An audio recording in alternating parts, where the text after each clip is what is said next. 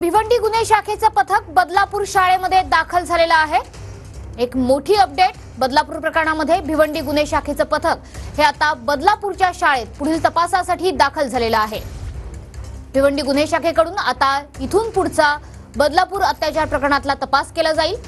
या प्रकरणी आता गुन्हे शाखेचं पथक बदलापूरच्या शाळेत दाखल झालेलं आहे। शाळेत नेमकी काय परिस्थिती निर्माण झाली होती याची सुद्धा तपासणी आता केली जाणार आहे।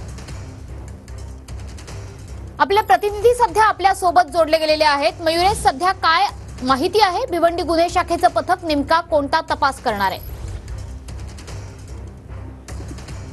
नक्कीच मनोश्री, आपण जर बघितलं बदलापूर शहरामध्ये 2 लहान मुलींवर लैंगिक अत्याचार झाल्यानंतर बदलापूर शहरात आंदोलन केलं होतं आणि ह्या शाळेची तोडफोड करण्यात आली होती आणि आता भिवंडी गुन्हे शाखेकडे ह्या संपूर्ण शाळेचा जो तपास आहे तो त्यांच्याकडे गेला आणि आता गुन्हे शाखेचं पथक आहे भिवंडीवरून आलं आहे, ह्या ठिकाणी दाखल झालेत आणि संपूर्ण शाळेमध्ये शिक्षक असेल शिक्षिका यांची आता चौकशी या ठिकाणी सुरू केली आहे।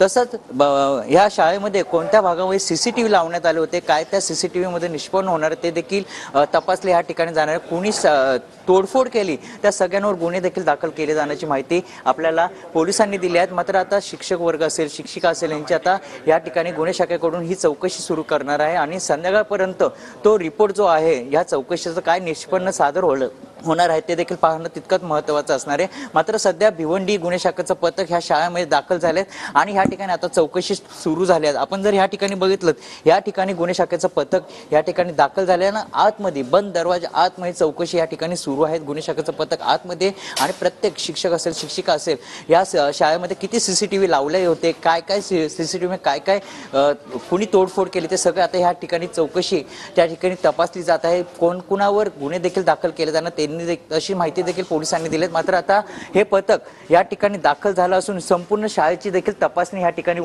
गुन्हे शाखेच्या पथकाने केली आहे।